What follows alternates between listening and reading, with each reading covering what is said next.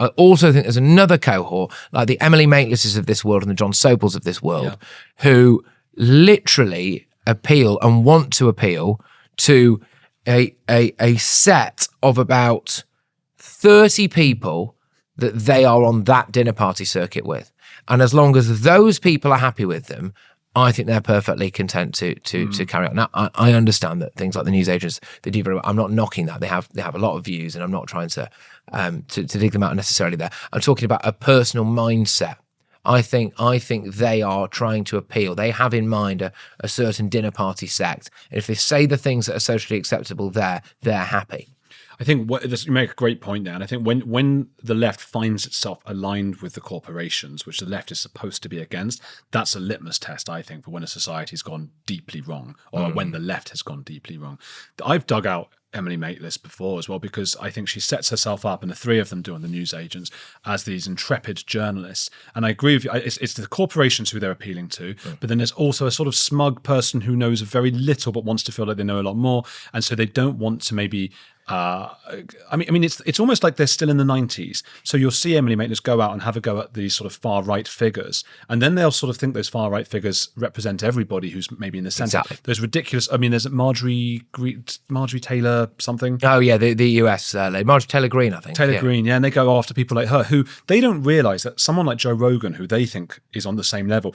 Joe Rogan mocks people like that. Yeah. They don't know there is a centre ground. They don't know that exists. They think everything is either Marjorie Taylor Greene or their left thing. They don't know the rest of us are in the middle going, hang on a minute. And I just think if you're an intrepid journalist, if you're brave, Emily Maitlis, then our challenge to you, I'm sure you agree with this, is, you know what, maybe risk offending some people on the woke left sometimes. Still have a go at Marjorie Taylor. I don't think there's anything wrong with that. I think some of the things she says are extreme and a bit over the top. But maybe also go, what's this trans thing that, you know, some of this is a bit, all the LGBT, all the alphabet brigade. And I think maybe even her own people might go, hey, you know what, we respect that. You're having a go at both sides. Yeah, I'll be very clear. I think they hate people. Really? I think they are disgusted by most of the British public. And I think you can see that with some very clear examples, actually. When we were doing an initial thing at GB News about the pensioners' winter fuel payment, I went up to a former mining town called Stanley in County Durham. And it's a really fascinating little area, this, because it's got Lenin Terrace, Marks Avenue, Keir Hardie Way.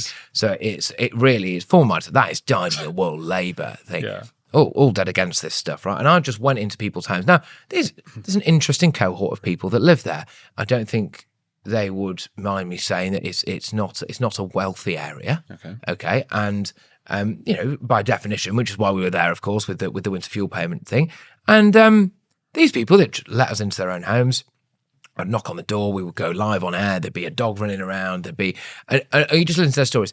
Now, those people, some of them would say the odd thing that the North London dinner party circuit would have a bit of a go. They might use a clumsy turn of phrase about immigration.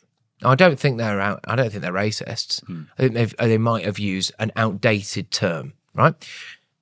I guarantee you that the only way that someone like Lewis Goodall or Emily Maitlis would have done that is they'd have gone to that area and they'd have clipped up. They'd have made them look and sound like idiots, and they'd have clipped it up, and they'd have come back and they'd have cut a vox pop on, look at these dunces up north. Look at them. That's what they'd have done. How often does John Sopel really mix with ordinary people from places like County Durham? Really, seriously. What is his experience of living somewhere like on the affectionately named Curry Mile in Rusholme in Manchester? What is his experience of places like Rochdale or Keighley? Would he actually ever want to be seen dead there or associate with those kind of people? No, he'd much rather be at a white tie event at the Garrick Club. That's the fact. And if you actually don't like people, they sneer at people. And that really pisses me off. Yeah. That really pisses me off. Well, look, you know, because what you're saying, I don't want to believe it, because I am obsessed with this idea of, no, but people want to be good people and all of these things. But what upsets me is another place that they don't want to be seen is on this podcast, because I've reached out. It's very hard to get hold of them, but I've tweeted and pushed and done as much as I can.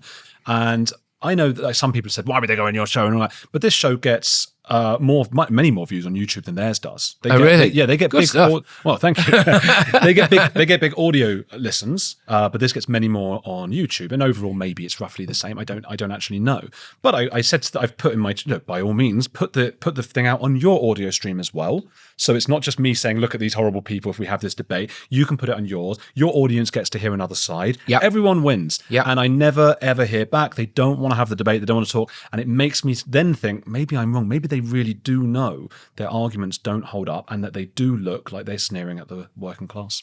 Yeah, I think so. And look, they might argue that they are at a stage in their careers where they don't need to take that risk. Sure. You know, Emily Maitlis's legacy is pretty well secured. Yeah. Amongst the eyes of the ordinary person, the Prince Andrew interview being the most obvious example of that, but numerous different things that she's done over the course of her career. What's the fish in the, what's the first expression? Exactly. Prince Andrew, Marjorie Taylor, great. But what does she have to do now, realistically? Sit there, chat to who I assume are her mates, Goodall and Sopel, make content. The content does get views. I'm assuming she's making a good amount of money off it, probably a huge amount of money off it. She's probably got a very nice life. They're off to America doing the election and everything. So maybe from their perspective, they feel as though they don't have to do it. Look, hey, I would argue that they should do it. And if their arguments held weight, and if their journalistic credibility held weight, then they should go and do it. But yeah, what is fascinating though is how wrong they can be so regularly. Rory Stewart's a prime example of this. How were his tears? You drunk his tears? Salty, bitter, lovely. It was that is a Florence of Belgravia, as his nickname was apparently.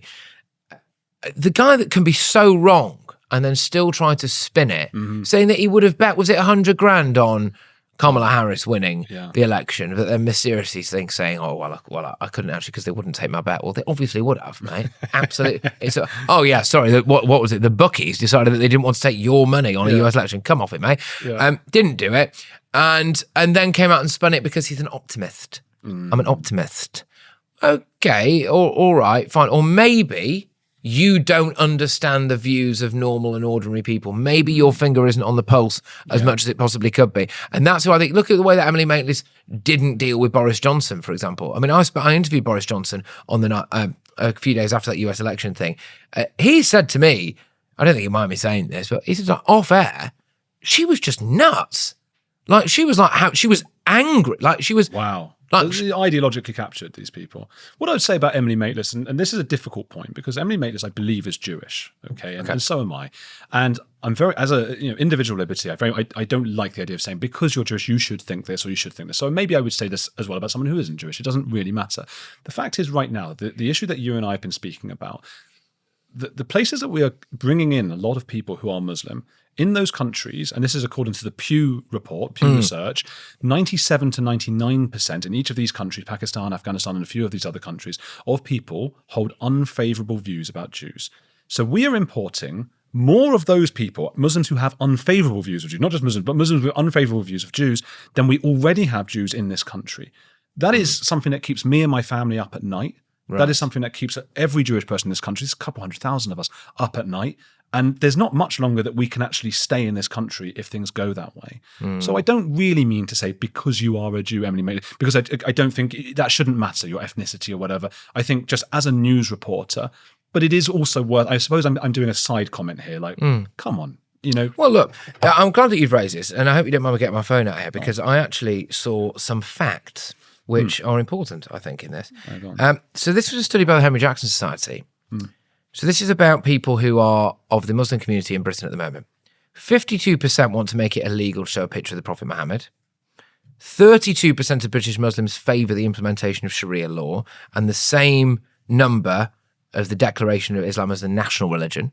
Right?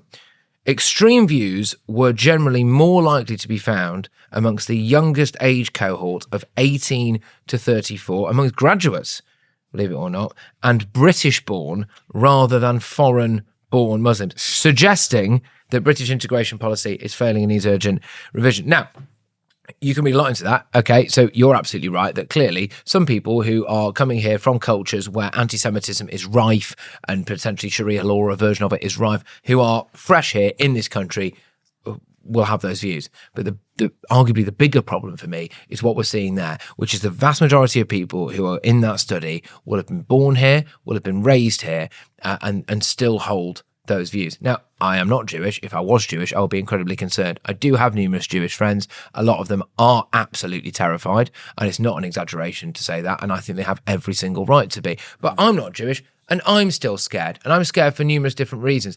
I happen to actually genuinely love this country. Now, I come from immigrants on both sides of my family, be it Irish or Greek Cypriot. So, I am not, as straightforwardly Anglo-Saxon as some people might like to call me or assume that I am. I have a lashing of culture, but I adore this country and everything that it stands for. And by the way, so do Middle Eastern regimes. They love Western European culture. Whenever you go there, what are the big brands? How do they like to display the fact that they've developed? They have things like the opera, or they have things like the ballet, or they have all of these things. They want our Western culture and our civilization over there as a sign of class and development. That's what they want. Yet over here, there appears to be a desire to enforce their cultural norms, amongst the more radical sects, their cultural norms on us. And we're seeing that. And the big concern is that younger age cohort there. If they are the most radical, if they are the most likely to have a favourable view of Hamas, and you just look, if everything carries on as the way that it's going now, where does that end? Well, in my view, it ends in Jewish people having to hide their faith more than they already are. And I know, as I'm sure you will obviously, know that some people are already hiding things like the Star of David. It's disgusting, right? I'd never wear that now. Right. Yeah. Well, and why not? Well, I'd fear being attacked. Right.